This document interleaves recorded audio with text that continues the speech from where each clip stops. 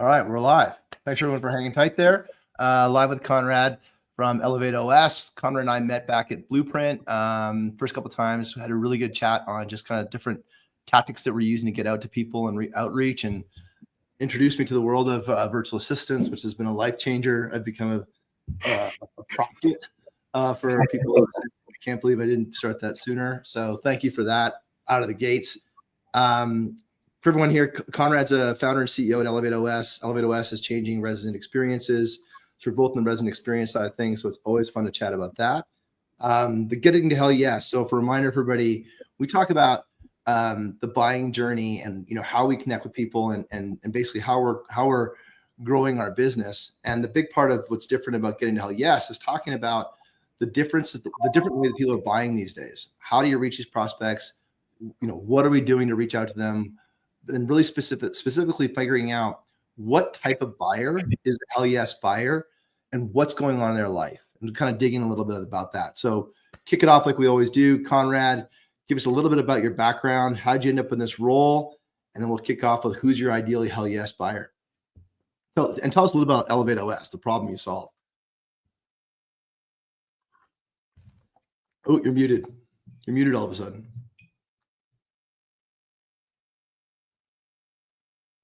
Muted now, still. Something just changed.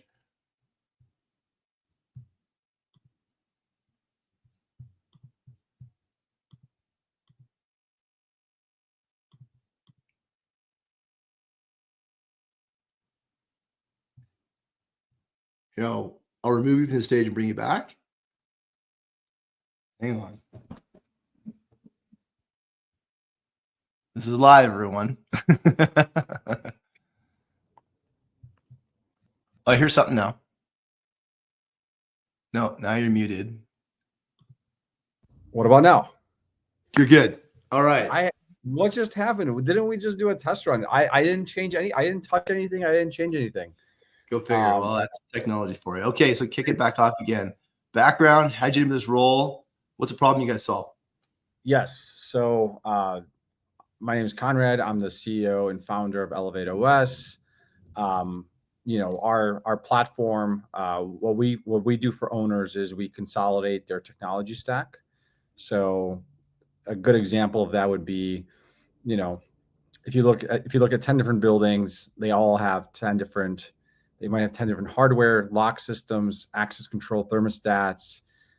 They might be using different systems for managing reviews, loyalty programs, payments. So we come in, we are like a resident app, essentially, that really consolidates everything into one place for residents, but also for staff.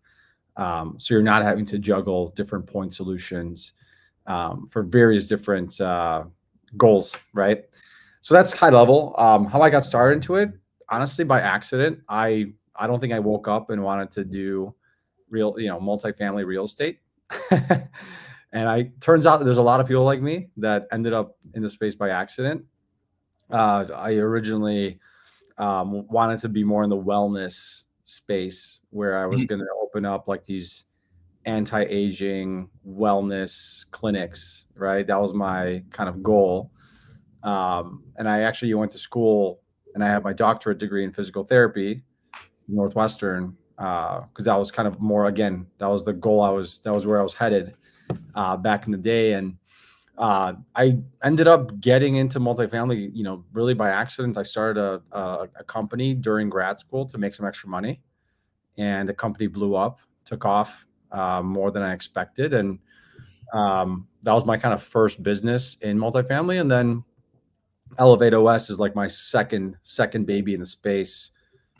Once I learned about all the problems that managers and residents are dealing with, right, with these multitude of apps, right? So first business, I had it for about 4 years. So 2014 to 2018, and then Elevate 2018 up until now. And we're in 41 states, over 300 cities, almost 1,000 buildings. So it's been going pretty well. Do you guys pitch primarily to operators, to owners? In the beginning, very beginning, and I have clients that will attest to this. I would I would come to their building with cookies and sweets, and I would be like, hey, like, let me show you what we do. Let me show you how the app works. And I would get clients like that.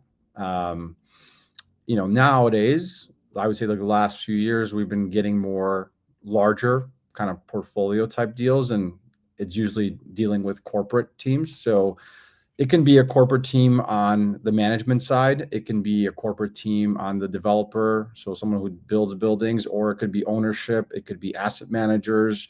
It really is all of them. It's not just one.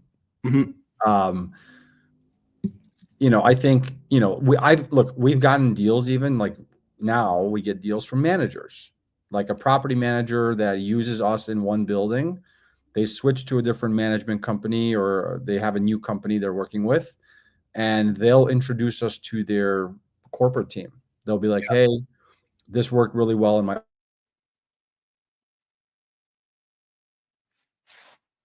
corporate side. A little bit of technical difficulty here. Pros.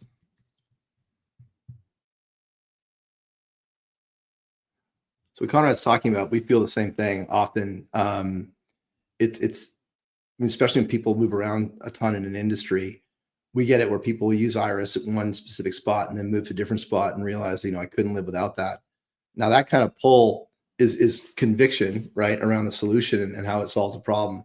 One of the problems that we kind of dance around with a little bit is that the people that often use our product aren't in a buying position. So when Konrad gets back here, we'll talk a little bit around how that converts from just being an on-site person you're able to speak to, and then get to people who actually have buying authority.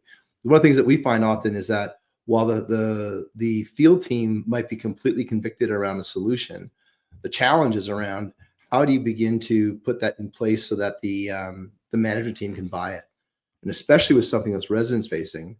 When resident facing issues come up, boom, you're back. When resident facing issues come up, we find that the buying, what I was just talking about, Konrad, is that we often see we get pulled at the field level, but the field level doesn't have buying authority. And so I was talking a little bit around, we feel a little bit of the same path where we get a bit of pull from the field teams, but then they get blocked. It actually is kind of funny. Like we get blocked either at the buying level when there's the corporate side of things, or we get blocked when the corporate wants to do it and the field team doesn't buy in. And so curious, when you're out there bringing suites and stuff to the field level and they're bought in, especially for something that's resident facing, how do you get to the buyers?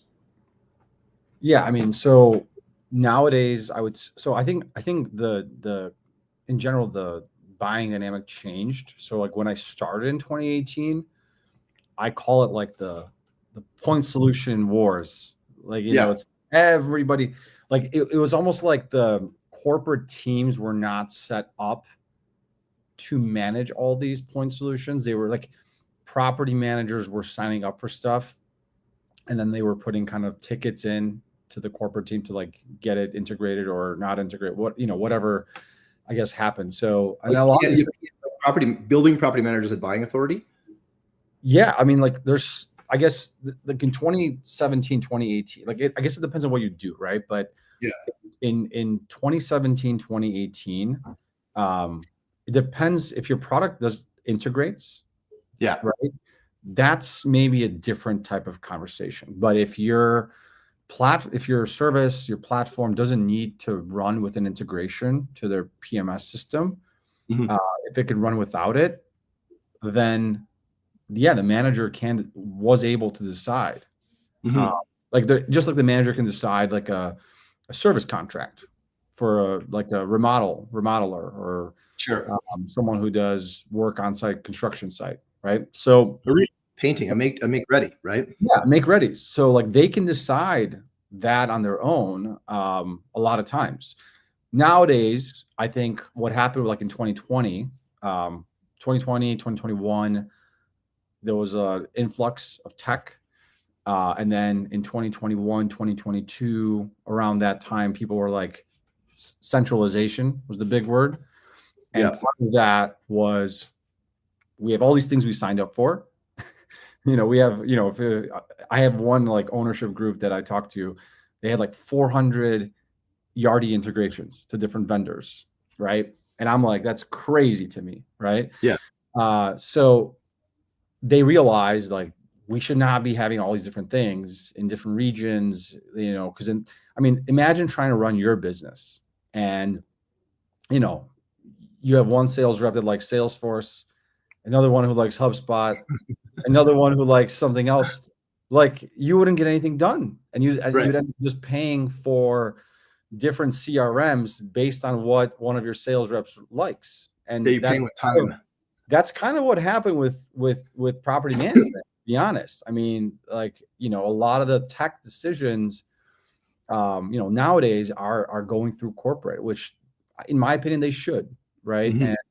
And, I was kind of lucky in a sense. I think, I was in the golden age of point solutions, like back in the day. And, I was able to kind of almost like sneak in, into some of these properties. And now we're at a point where, we're not, almost like we were small back then, but now we're enterprise grade platform, right? And we are able to go and talk to a corporate team that has a portfolio of tens of thousands of units, and we can make it work.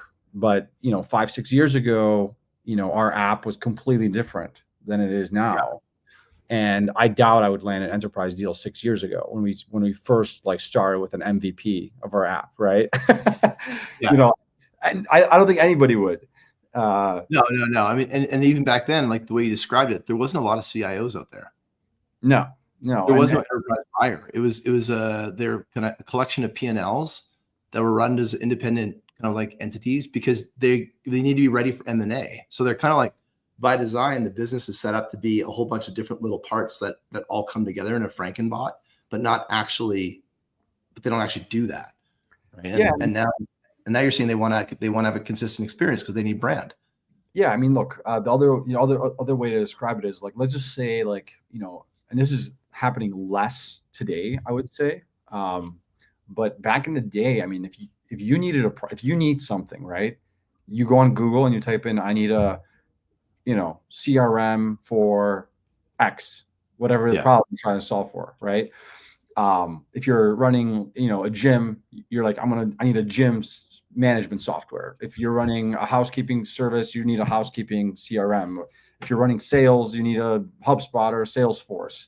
So that's exactly what a lot of these companies do, right? If they're trying to solve for one thing, they'll go on Google and they'll search for that one thing. And that's not always the best approach.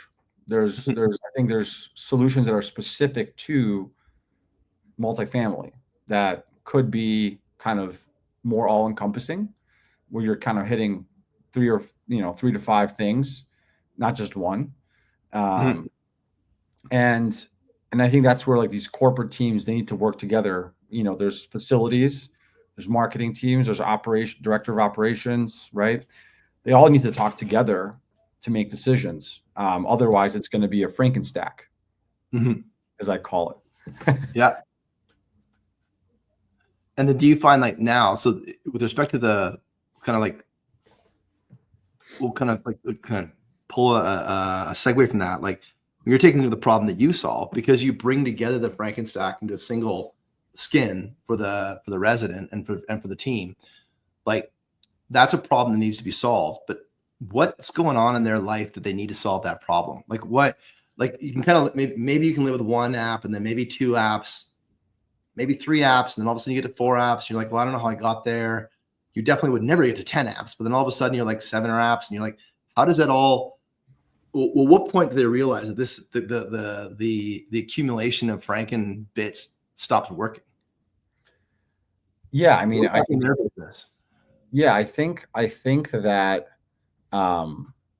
you'd be surprised. There are buildings that have more than 10 things. I've heard 41 up to 41 logins. I heard from I think it was somebody else. Yeah. Yeah. It's kind of crazy, but it's not uncommon that a building has 10 things to log into or more. I think what ends up happening is there's like what I would break the things down into like two things. So there's resident facing and there's staff facing. Right. So in general, we've historically focused on like resident facing stuff, right? That's your brand. Yeah. And we do, we do some staff facing consolidation as well. But in general, the thing that I, focus on the most is the resident experience, right? Mhm. You don't want to say, hey, resident, you just moved in and you got to download this app to manage your packages, this app to manage your front intercom to get into the building and let visitors in, and this other app to get into your unit, and then this app for loyalty. It's too much. And what ends up happening is if it's almost like, imagine like a person has, if you have 100% capacity to focus on one thing, and on your app, on your phone, you have 5 or 6, and you're basically kind of forcing somebody to devote, 20% attention to this app, 20% to this other one. So they're never really in one platform. So you end up lowering your engagement and your usage across all the platforms. And then it also causes an issue because you have low engagement, and you're using multiple platforms, you probably don't have the best data from any of these platforms because you're only getting 20, very low engagement. So, I think if I was an owner of a building, like a big, these big multifamilies, like I want to know the data. Like what are residents using? What are they not using? And it's really hard to do that when you have multiple front office resident facing type systems. And I think that's, the way to know is, to do an audit. Every property should do an audit once a year. I always tell this to all my properties. You should do an audit and figure out what you're paying for. Pull up your, your monthly expense report and go line by line and be like, what is this? Right. You'd be surprised. There's properties that pay for stuff for years and they don't even know what it is. I've looked at the reports with some of them. I'd be like, what is this? I don't know. and I'm like, well, why are you paying it? Oh, we just been paying it for the last 2 years. We're afraid to not pay for it. Yeah, we're afraid to not pay for it. And I was like, well, you should know all these things. And that's why I recommend every year you do an audit of all your expenses, your monthly expenses, annual expenses that you're obligated to pay. And then figure out like, do these things do the same thing? Because there's times where I've met a property where they're paying for a software that does the exact same thing. They're like 2 competing products, and they're paying for both. And I'm like, how does that even happen? Right? It makes no sense. So, I think it's easy to find out, to answer your question, if you do an audit, or your residents start complaining. I think that's how does it start? Like from a resident experience value proposition, you end up in an audit of all their existing expenses. Like, are you trying to quantify the pain so they actually can look at the data and go, oh my gosh, I actually have 43 things here? Yeah, I'm trying to understand, what do they have, right? That where we could potentially save money, right? A lot of them, like, I'm not saying everybody, but there's a lot of times the managers are not always aware of what these companies can do, right? Like someone at someone at corporate might know, but the management team on site doesn't always know. And corporate is not really involved with the day-to-day books of a single property, right? Yeah. So that's where there's sometimes like I see there's like a disconnect, and it's like, hey, like here's what we can do, and then that goes back up to corporate, and they're like, oh yeah, you're right. Like there is 2 things here that we probably don't need, and we can get rid of. There's also a lot of situations where something is connected to like their PMS software, like Yardi, and maybe they're not paying for it, but it's sending emails to residents automatically. So So for example, imagine like you are trying to manage a building and you're the owner of the building and you're like, I'm trying to like promote my own renter's insurance program. And imagine that 3-4 years ago, someone signed up for some renter's insurance company or whatever it is, and that company automatically is emailing all your residents. So all your efforts to try to bring it and offer like your own system are getting basically stifled by this automated integration that nobody knows it's connected except whoever does the integration connections that's in the corporate office. So And you as a manager, they looked at it 2 years ago when they signed it up for it, and it just runs as long as it doesn't break.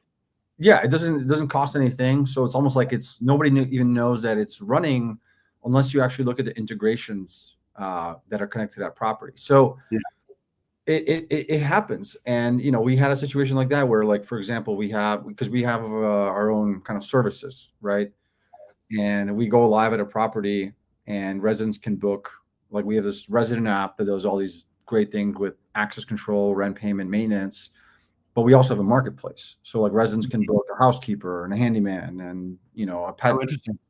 Yeah. So we have this marketplace model and, we go live at a property and like, we obviously, the way it's set up is these properties have their own branded app. It's their app. They have the RD app, right? Every PMS is a resident-facing app. We run the services for them. They get a revenue share. Everybody wins. So imagine like they sign up for some legacy system 2-3 years ago that's still emailing residents to use these services, right? So you're moving into you're moving into the building. You're a new resident, and you get an email that says, "Hey, here's our branded building app.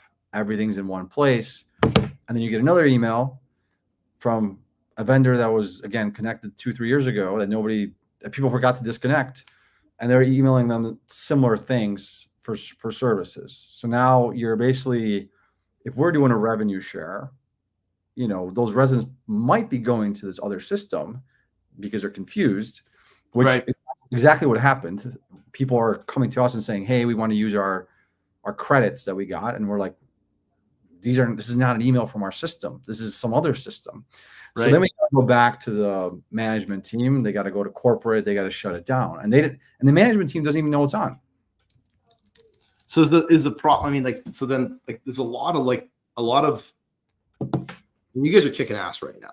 And those are sound like a lot of small problems. Like, what's the big problem they're trying to solve? Like, is it that all those small problems add up? Is it, is it like, hey, I'm not getting my share of the rev share because people are buying from all these other places?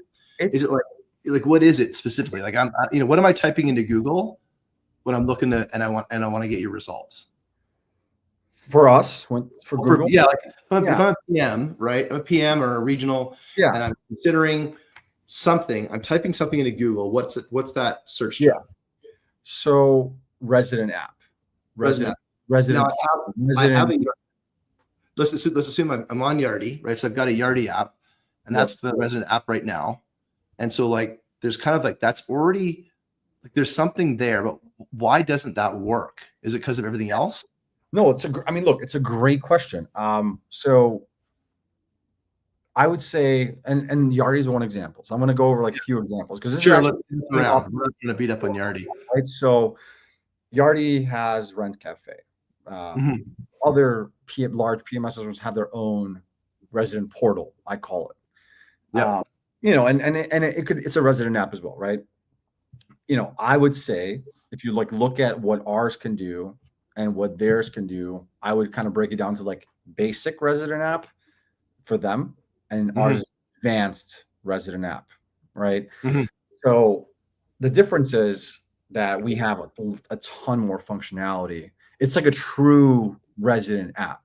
And I think a lot of companies, they use the term resident app very loosely. I think a lot of companies have an app, right? An app in the app store that does something. So, recently I was on a call with a client and someone told us that this company has a resident app. And I go, they do, but is it an app or a resident app? Because a resident app means that a resident can do a lot of things through there besides access control. So like I actually told the client, I said, that's an access control app. It only unlocks your door and that's it. It's an app that residents have to probably use, but it's not a resident app. A true resident app is something that allows a resident to do at least, 10 different things, are not just specific to one vertical. It allows them to pay their rent, do maintenance requests, book amenities, message with the management, pull important documents about the property and FAQs, call the management, email management. Maybe there's we have like a neighborhood perks, which shows you like local businesses in the area that partner with the building. You can chat with your neighbors. You can unlock your door, manage your thermostats through integrations that we have. So to me, that's more of like a true resident app. In Unity's case, theirs does some of the stuff, but it's missing some of the more kind of complex pieces that we do. When I see some of those apps, because like we have similar conversations, right? Like, so we've got a maintenance app or a maintenance solution, and it could be a Google form, it's not unusual, right? And so digging into what that does, because like we feel the same things, that people have they put a box or a label to what they already have, and part of our job is to displace what that label does as it relates to our solution. Yep. Right. Because how you described it, like if I think of like all the apps that are out there, they're a way to engage with my product. So let's use access control because it's generic enough, right? So I've got an access control system. You put in whatever XYZ solution in your building. You're gonna deploy this to everybody in the building, and they've got their app. And their app is to do a specific thing. But what I'm hearing from you is that you guys have designed your application to consider all things that a resident does. So it's like, rather than starting for what you need to do for one function, you started with what the resident needs to do in 365 days, right? Pull the docs, pay my rent, all those things. Yeah, things they do daily. Not, and look, some people are going to argue. Like, I remember there was one big company, they went public. It's an access control company. I'm not going to say names, but their go-to-market was, this is like back in the day, right? Yeah. Was because we're an access control app, everybody has to use us, and that's going to give us engagement. That was like their go-to-market. Like, because we have a resident app that has this access and everybody needs to unlock their door, that guarantees us app engagement. To me, when I hear that, I'm like, that's not app engagement. That's someone needs to unlock their door, and they're going to open up your app for 10 seconds, and then you're never going to open it up again until the next time they need to open a door. But they're smart enough, they actually have a Siri shortcut, and they don't even have to do that. Exactly. So for me, an app engagement means, they are bored on their couch. They're sitting and watching TV at home, and they're like, I want to go, there's a post that just got posted by a neighbor over here. Someone's selling some lamps. Let's look at that. And I know it sounds stupid, but like, that's just one example of many things that our app does, where someone's like, I need something, or I'm curious about something. Let's go into our resident app and see and learn more about that right? Maybe they're flying, maybe they're on vacation, maybe they're in Europe and they want to come and they're like, you know what? I need to book the guest suite in my building for my family that's coming next month. They can be in a different country and go open up our app and book that guest suite or a conference room, right? Because they have a call or a podcast scheduled, right? And you need quiet space. So all those things are things you can do in our system. So it's not just limited to just access, for example, right? And do you find that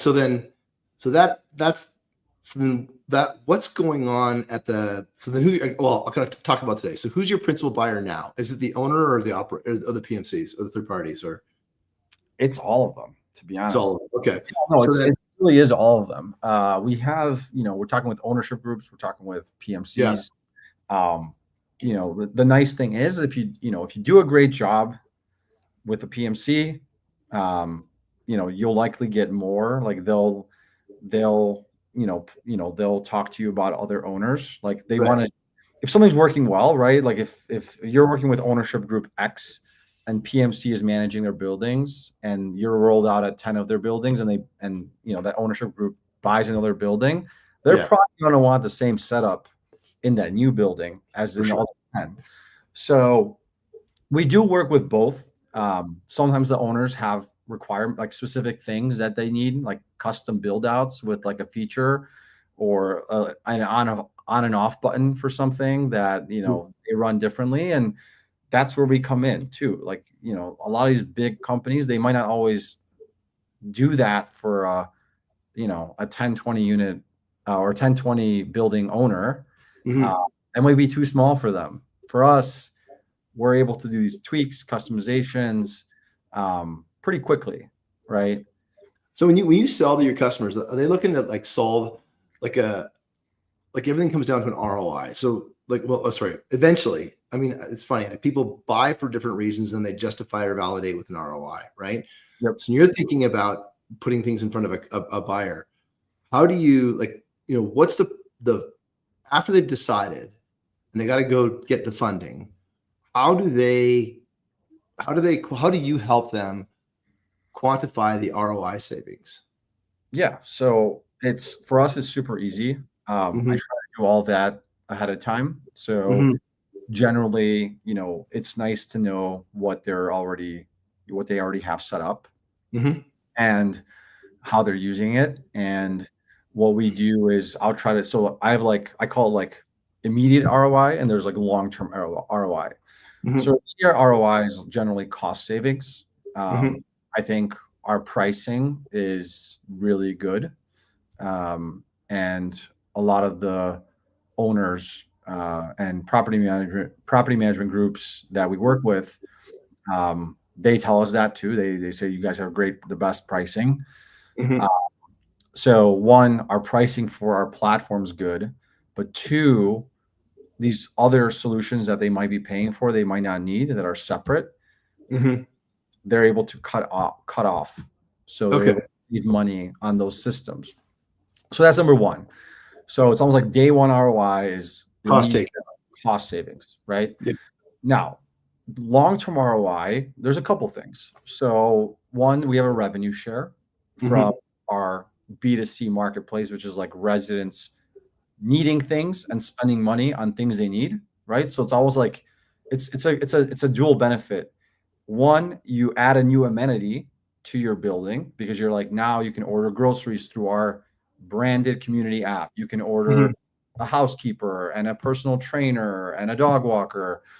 So these are all things that residents need, but the owners and managers don't want to manage the work of managing these people. So we are the ones, we have that kind of booking system built in that we can onboard vendors.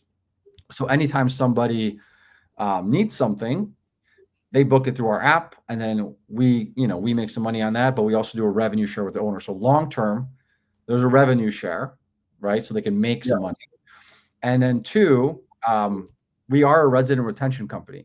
So at heart, we are an one, but our goal, it's not to do, we're not like a maintenance company or an amenity booking company. We're a resident retention company. So we want to make sure we provide the best experience to the residents, and we give the data back to the owners to help them retain those residents, right?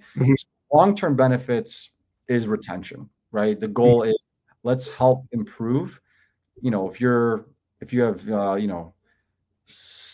40% retention year over year, let's get it to 75 or 80, right? Because that means you're doing less turns, you're paying for less turns, it's costing you have better revenue forecast, your cap rate's stronger, all that stuff. So that's the long. And I have one client actually that basically uses us for that. Like they buy a building, they'll find buildings that are paying for a lot of extra fluff.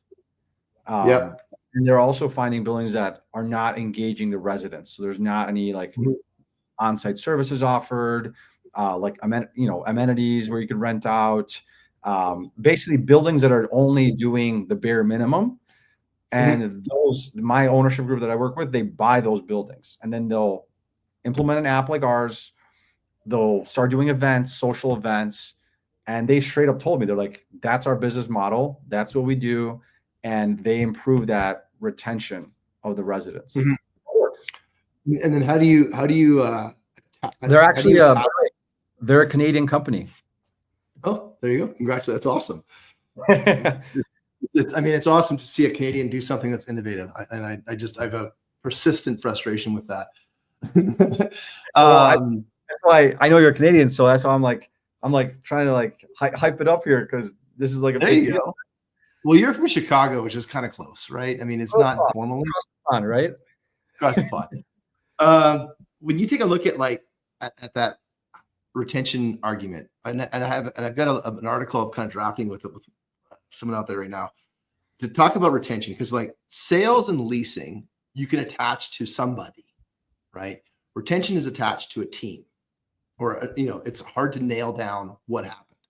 So when you to create that retention moment, when you talk about retention, how do you associate the building's retention to your product making the difference? Yeah, so I agree with you. Like if there's a bad team on site, the retention is probably gonna be terrible, or it might be good, but you never know, right? It's kind of like, it's hard. Generally, if there's like a bad maintenance person on site, then it's and not, and then managers who don't answer emails. I mean, I'd imagine the retention is going to be pretty terrible. Yeah. So our platform, what it does, so one, it consolidates, right? So you're using less things, right? So residents are in one system more. You're able to get better data. I know like what's being used, what's not working. We also have surveys built in. Okay. So I know a lot of PMCs, they use like these external surveys that are triggered off of move-in, and we have a lot of stuff that is not, that Yardi doesn't have information in, within, right? So like our app has a lot of data points that just Yardi does not have, like Yardi or Entrada. And a lot of the data that we have is for things that we have in our platform that they don't, right? So we also have our own surveys. We're able to kind of predict and see real time, like what is like a satisfaction level with the concierge front desk. What's the real time satisfaction with the management team? What's the real time satisfaction with the maintenance team, right? How quick are work orders? I think Yardi PMSs, they generally have reports on work orders and all that. But I think when you have less opportunities where there could be like drip happening because you're using multiple systems, you get better data. And I think that's where we come in. We are also like helping the on-site teams. We're kind of giving them insights of like, hey, here, like we're like their support team for the social aspect. We have a whole team that like literally all our focus is engagement in the app and the platform and services. So if a building's not engaging, generally we will try to reach out to the manager first and say, hey, like, we noticed your building is underperforming, like versus what we expect a building like to do. And generally we kind of try to plug the hole, right? Whatever that hole is. And if we can't, then we'll get the regional involved and we'll say, hey, we got to figure this out because this building is not, they're underperforming and they should be doing a lot better here in these points. So, a lot of the metrics that we have generally correlate with the retention metric. Like if they're doing bad in the app and other things that we measure within the app and services usage and all that, like generally the building's also underperforming. Do you find that like your customers, like it sounds like a lot of things that you do with a community is what the community manager would do, right? But do you find that your customers can kind of like go a little bit leaner on the community manager role because they're using 100%. What you guys do? 100%. I actually have a few ownership groups who, because of so we have a model where So we're probably like we're few in our space that do this, but we have this tech platform. So a lot of people from the outside looking in, they're like, oh, you guys are this tech company that provides this platform to the owners and managers. But we're a hybrid company actually, because we have a services department, this kind of residence experience department, and there's two parts that make that up. One is we have like Fit by Elevate, and then we have our events by Elevate. So both of those things are generally services that a property manager would outsource. So if you're in, let's just say you're in Nashville or Miami, and you have a building that has like a gym or like a yoga studio, most properties offer the residents free workout classes. So like if you live in a building, on a tour, they're walking you through a tour and they're saying, hey, Konrad, our building has 5 classes a week that we host that are complimentary to our residents. And they have like a schedule in the gym. And it's great because if you live there, you just take the elevator down, you work out, you meet new people. It's a great way to engage. And the second thing we have is the events. So we have, again, our kind of client engagement managers. They help the property run the event. So what that means is I have a few clients who literally have less people on site, because before they had to hire like a resident experience manager on site, give them a salary. And it's funny how it worked, but like I would tell clients, like, why are you paying for this person? Like, why do you need to pay for them? Well, they got to run the events in the building. And I go, well, what does that person do? Tell me like exactly what they do. Well, they have to go and find vendors, right? And they have to pay those vendors to do events. I go, well, why can't that be outsourced? Like theoretically, a property could have one person at corporate doing this for multiple buildings, right? Yeah. Like, because it's not like that person's running the events themselves. No, like nobody's going to be a professional caterer, a DJ, a yoga instructor. There's no person that does all those things, right? Yeah. You're going to have to outsource. So, not only are you paying for the salary of this person, but you're also paying for the event costs. So what if you just eliminate the salary of the person and get someone like us, where we come in, we have a whole network of different, whatever you need, we will arrange it for you. And it's much more cost. So it sounds to me like I'm just kind of like to kind of bring us to close here, right? So I'm a building operator and I've got low performing, the financial metric is I've got a low performing building from a renewal perspective, right? So I've got to do something. I want to improve my resident experience. And maybe I'm having a hard time, or I don't have the budget to hire a community resident experience manager, right? But I want to solve that problem. So how do I, improve my resident experience? How would I improve my community experience? Okay, I'm going to get Elevate OS. And you solve the problems around revenue retention. You're able to prove that with data, which everyone wants to have. You're able to do a cost savings on the effort that it takes, and in some cases, the role of the community manager or maybe the resident experience manager, because of your services marketplace and because of all the things that you've got, right? Do I have that figured out? Do I have that heard correctly? Exactly. Yeah. And like full circle, right? Because because we're helping physically with staffing, we also have all the data going to our app. So like the data, everything we're doing, which it is a full circle. Right now that leaks out the side door right now. No one really knows what people are doing. Yeah. They'll, like, a manager will throw like a party and they have no idea how many people showed up, Totally. They might have photos from the event, but we do everything in a very organized way. Like my team has like, KPIs that we set that it needs to be done this way, and things that we measure. So like we're not planning events 1 week before. The events are planned months out, so residents can add it to their calendar and show up to the event. We're not doing milk and cookie events either. Like most people, like, would you come down to get milk and cookies at the building? If you're on a diet, you're not going to come down. You're like, it's going to be just milk and cookies this time. So that's where, like, if a property wants to really engage, they need to do it the right way, and you need to have professionals handling. So either A, get someone at corporate who's going to drive that engagement, or B, get a company like ours who has a full suite, and you can just plug us in and we'll get the job done. Well, and you just said two scary things, right? Get something from corporate, or hire somebody. Those are two things that are kind of like not available to you in 2025. Right? Like the corporate people are going to say no, and the hiring person, they're going to say no because the numbers just aren't there, especially for a building that's underperforming. Like they're trying to squeak out a way to solve a problem. I mean, like everybody is trying to do more with less. So if you want to increase that resident experience, the budget for that you're going to get for your software is going to be multiple times more practical than going to hire. Or what's worse, I mean, a PM, like you're going to go have a conversation with a corporate. That's scary, right? Yeah.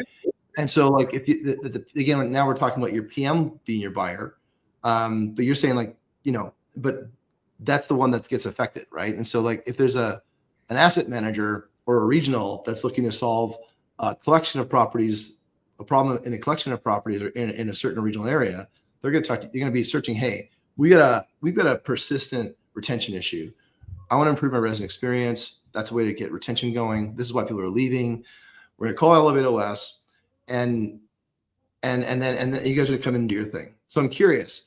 So when the things that you described, the resident experiences you described, this again talking about the getting to hell yes, it sounds more on the higher end side of things in terms of multifamily, like versus affordable and lower end, C's and B's. Like when you're taking, and this again specifically around the hell yes side of things, like if you could line up 100 meetings, but you can only take 10, which 10 are you taking? Yeah. So historically, we had no sales team up until like 120,000 units. Yeah.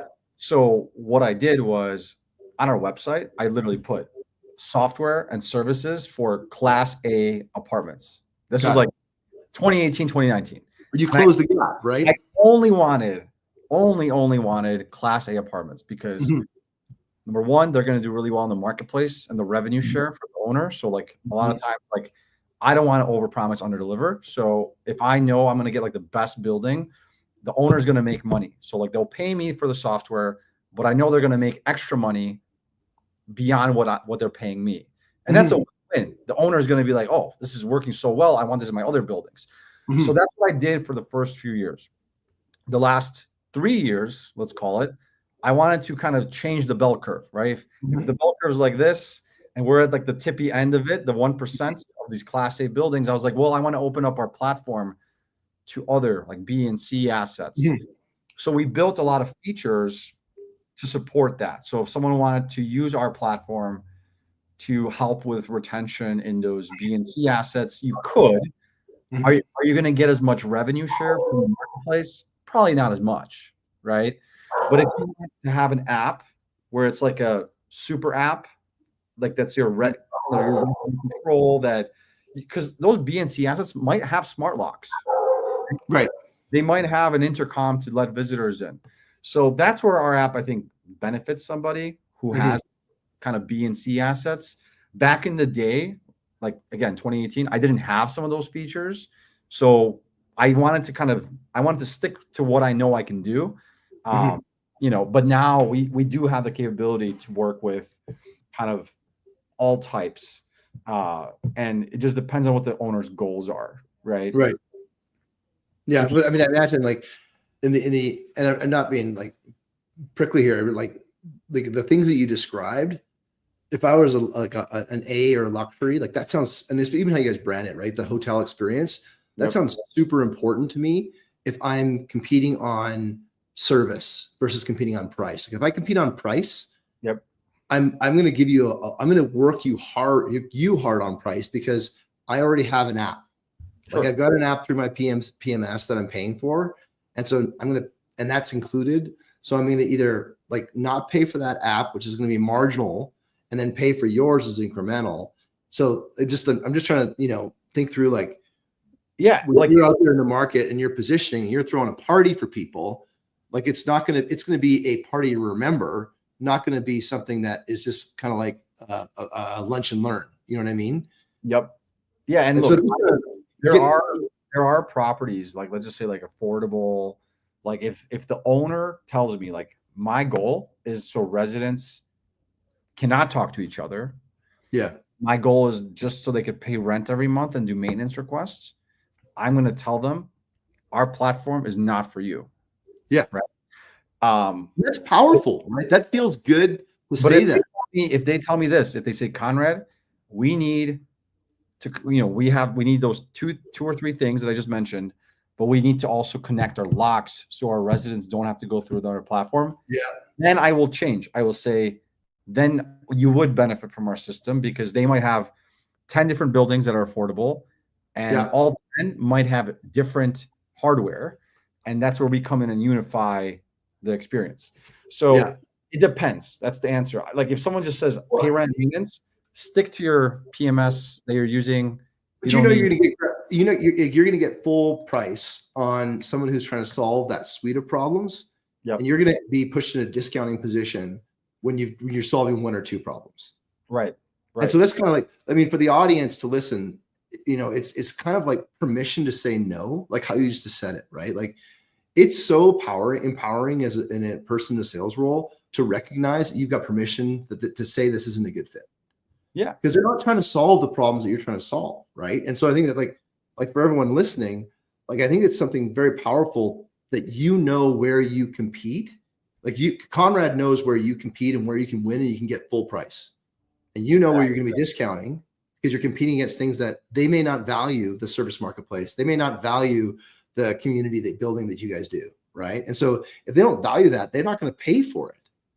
They want you to solve they want so that you're talking about like the market that's going to pay you the most, is going to be this category of people that value those services that you solve the most.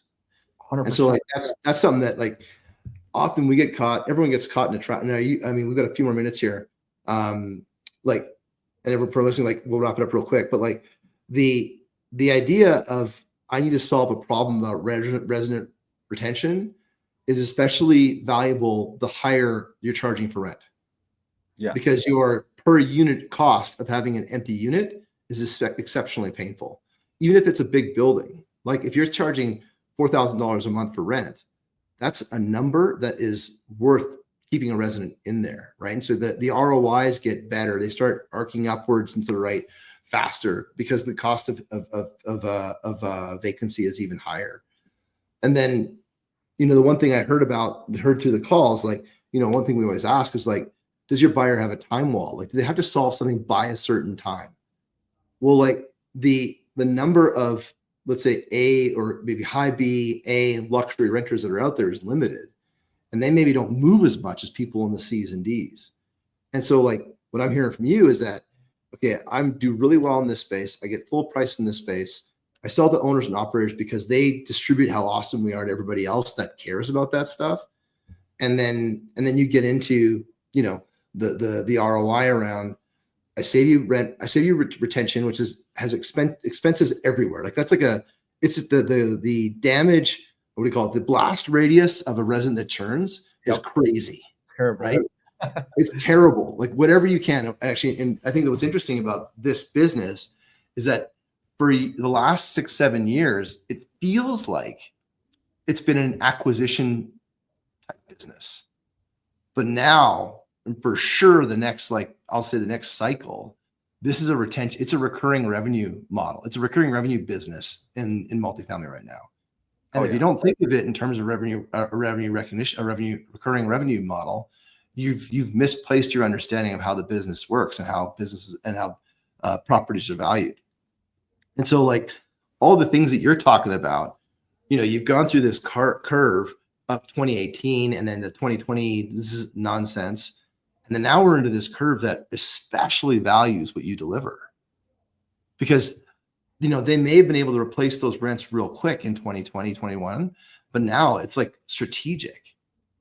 And so what you do is especially valuable for a certain audience and they're willing to pay full rate because the fact they don't have that unit filled, that costs them money. And if they have that bad review, that makes it, it's harder for them to actually compete in that space. So it's interesting to hear, like, have you found, and we've got 2 more questions here, but have you found that the pull for your solution has changed over, like, let's say just even the last 3 years, like from 2021 to 2025 or 4, that the priorities of your buyers have changed, the appreciation for what you solve has changed? Yeah, I'll give you a very good example.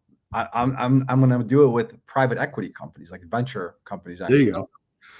And in 2018, I was exploring potentially raising money. So those who don't know, we've always bootstrapped a company. We haven't raised any capital, which is interesting because we're pretty large now. We're almost doing 20 million a year in revenue. But we never raised capital. I considered it in 2018 when I was like going from my one business to the new one. And it's funny what happened. So I came in, I made like a deck, and the deck said, there's all these point solutions coming to, because I was living it. I mean, my first business was a point solution. So I was, imagine like you're in a war and you're on the front line. That was me. I'm on the front line. I'm seeing everything happen real time. I'm seeing like one building, they're doing like lobby events 10 times a month with different solutions, trying to sell into the properties, all trying to get the residents to download their app. Yeah, hook and chug. It's crazy, like what I saw. So I came in and I'm like, I'm going to make a business out of like creating like a one-stop shop. That was my goal. And I put that in my deck, and I talked to some big companies, like big ones that are in our space, like prop tech specific firm.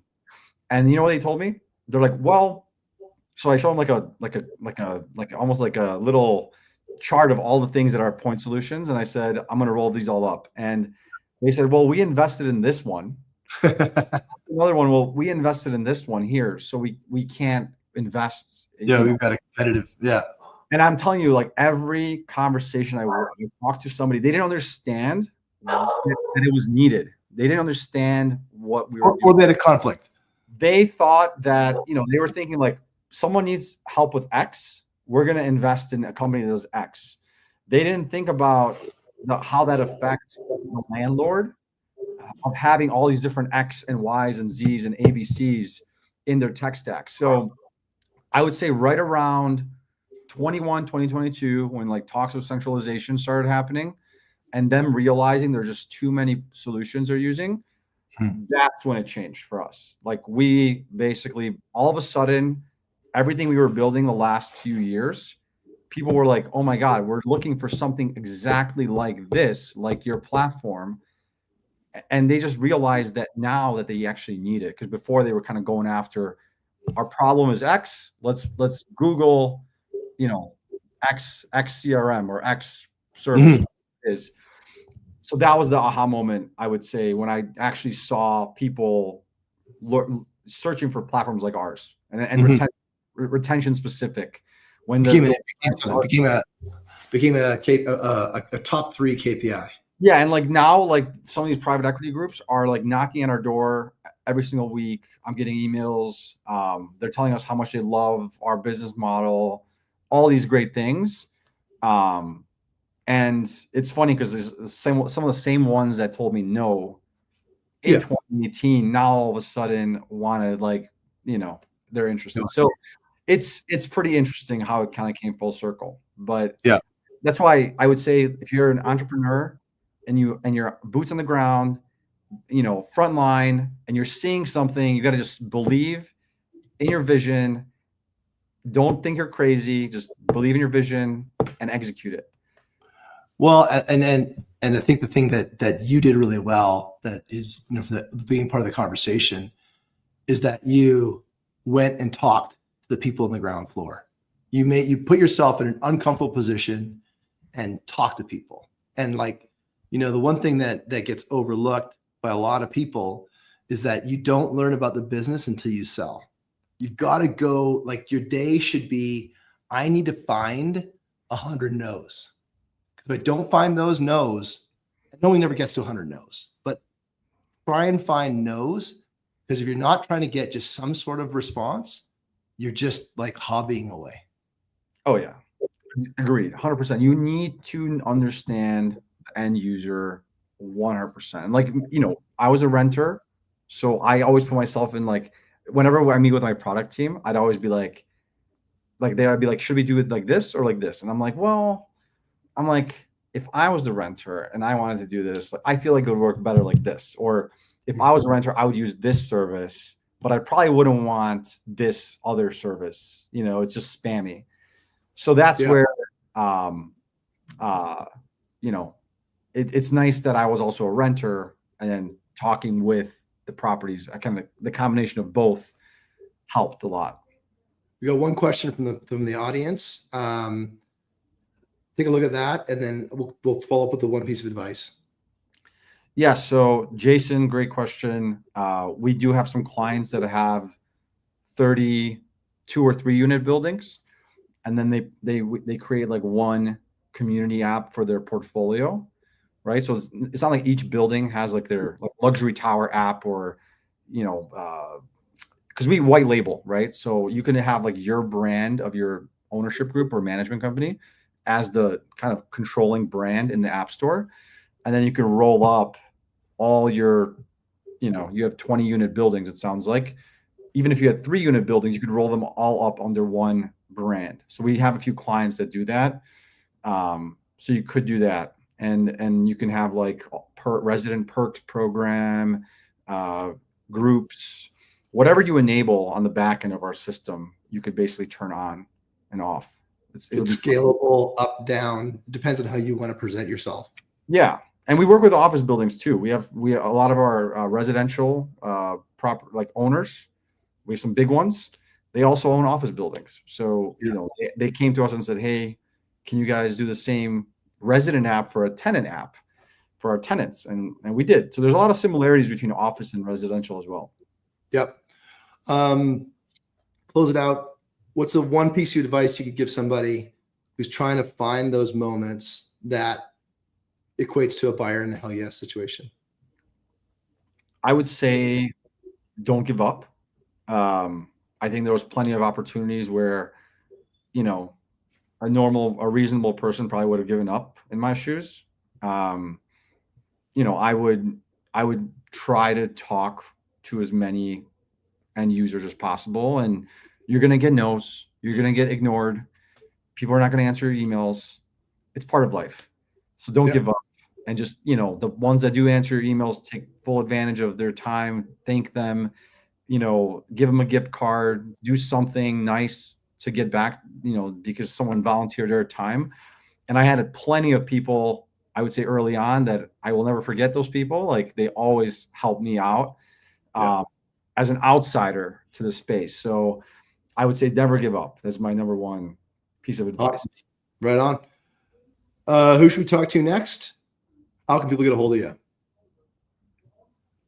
Sorry, you broke up. We got one more question here. Sorry. Mobile access property managers coming this year. Yes. So Q2. All right. Corey, thanks.